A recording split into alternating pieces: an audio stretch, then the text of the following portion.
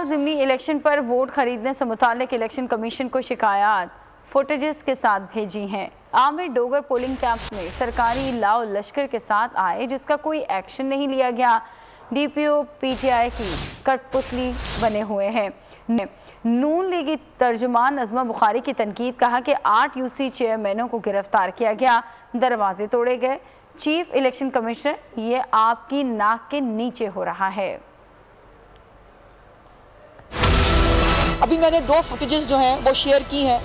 अगर कोई सुनने वाला है, क्योंकि बाद में ईसीपी फरमाते हैं कि उनको कोई शिकायत ही नहीं मिली, उनको किसी बात का पता ही नहीं चला। मैंने परसों भी एक फुटेज डाली थी जिसके अंदर खुद बरमला खवातीन कह रही थी कि जी हमने 2-2 हज़ार रुपया लेके हम यहाँ जो है वो वोट जो है वो बेचने के लिए आई हैं, और वो ऑन रिकॉर्ड मौजूद थी। उसके ऊपर इलेक्शन कमीशन ने कोई नोटिस नहीं लिया। आमिर डोगर साहब जो वफाकी वजीर का स्टेटस रखते हैं, वो अपने पोलिंग कैंप्स में मौजूद है पूरे सरकारी लाओ लश्कर के साथ, और उसके ऊपर भी ईसीपी ने अभी तक कोई एक्शन नहीं लिया। तो ये जो सब हो रहा है, क्या ये जायज है इलेक्शन कमीशन के रूल्स के मुताबिक? क्या इलेक्शन ऐसे होते हैं? क्या ज़िमनी इलेक्शन ऐसे कराए जाते हैं जहाँ पर वोट बिक भी रहे हैं, जहाँ पर सरकारी असर रसूख इस्तेमाल हो रहा है, जहाँ पर वोटर से पहले डाले जा चुके हैं? उसके बाद आप हमें बताएंगे।